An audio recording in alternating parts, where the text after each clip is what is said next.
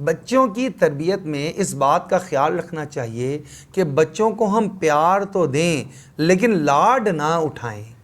لاڈ اٹھانے میں اور پیار کرنے میں فرق ہے۔ پیار کرنا یہ ہے کہ آپ ان سے نرمی سے گفتگو کریں، ان کی ضروریات کا خیال رکھیں، ان کی عزت نفس کا خیال رکھیں، ان پر اعتماد کریں، ان کو آپ جتنی ان کی کھانے پینے کی نیڈز ہیں ان کا خیال رکھیں، ان کی تعلیمی ضروریات ان کا خیال رکھیں۔ لیکن لاڈ اٹھانا یہ بچے کی شخصیت کو بری طرح متاثر کرتا ہے اور بچے کی شخصیت سازی میں بہت ہی بڑا بیریئر اور بہت بڑی رکاوٹ بن جاتا ہے۔ یہ بچے معاشرے میں رہتے ہوئے ایک ناکام لوگ اور ناکام بندہ بن کر سب کے سامنے آتے ہیں۔ اب لاڈ اٹھانے میں کیا چیزیں ہیں؟ سب سے پہلی چیز لاڈ اٹھانے میں 3 چیزیں ہیں بنیادی، لیکن پہلی چیز اگر ہم دیکھیں تو وہ ہے بے جا طرفداری کرنا۔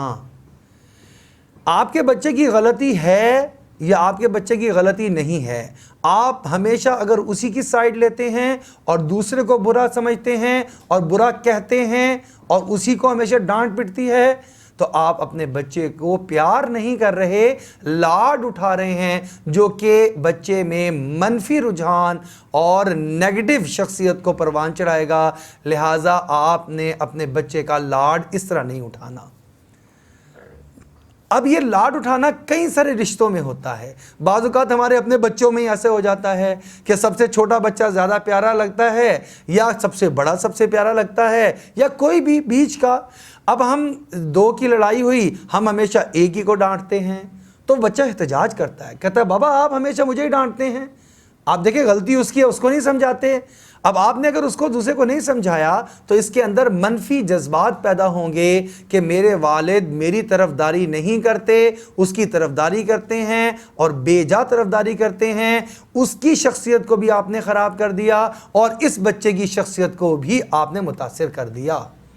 یہ بھی نیگیٹو چلا گیا، یہ کمتری میں چلا گیا، یہ احساس کمتری میں چلا گیا، وہ احساس برتری میں چلا گیا، دونوں کا آپ نے نقصان کر دیا۔ لہذا عدل اور انصاف قائم کرنا اور بے جا طرفداری نہ کرنا دونوں کے لیے اشد ضروری ہے۔ اگر آپ نے دیکھا کہ 2 بچوں نے کام نہیں کیا ہوم ورک کا، لیکن آپ ایک کو ڈانٹ رہے ہیں، بس تم ہوم ورک نہیں کرتے ہو، تم نکمے ہو اور تمہیں ہوم ورک کرنا چاہیے، تمہیں ہر وقت پڑھائی سے جان چھڑانے کی فکر پڑی ہوتی ہے اور تم ہمیشہ کھیل میں ہی لگے رہتے ہو، موبائل کی جان کو ہر وقت میں چمٹے رہتے ہو۔ اگر ایک کو کہہ رہے ہیں اور وہ کہتا ہے کہ دوسرا بھی تو ایسے کر رہا ہے، لیکن آپ اس کو طرفداری کرتے ہیں، اس کی بے جا، اس کی بات چھوڑو، اس کو رہنے دو، وہ تو اچھا بچہ ہے، وہ کور کر لے گا، تو آپ اس کی بھی شخصیت کو متاثر کر رہے ہیں، آپ اس بچے کی شخصیت کو بھی متاثر کر رہے ہیں۔ لہذا یہ بات یاد رکھنے کی ہے، بے جا طرفداری نہیں کرنی چاہیے۔ اچھا، اپنے گھر میں بھی ایسا ہوتا ہے، پھر ایسا ہوتا ہے رشتہ داروں کے ساتھ بھی، بچے اکٹھے کھیل رہے ہیں، چچا تایا کے ہیں، اب ہمیشہ والد اور والدہ اپنے بچے ہی کی طرفداری کر رہے ہیں، چاہے اس کا جو قصور ہی کیوں نہ ہو۔ اس نے کسی بچے کو مارا ہے تو اگر اس نے شکایت لگائی کہ جی چچی جان جو ہے مجھے فلان آپ کے بیٹے نے مجھے مارا ہے، تو یہ جواب میں کہتی ہے پہلے تم نے مارا ہوگا، پہلے تم نے کچھ کہا ہوگا، ویسے تو کوئی نہیں مارتا، اور میرا بچہ یہ تو ویسے مار ہی نہیں سکتا، قصور تمہارا ہی ہوگا۔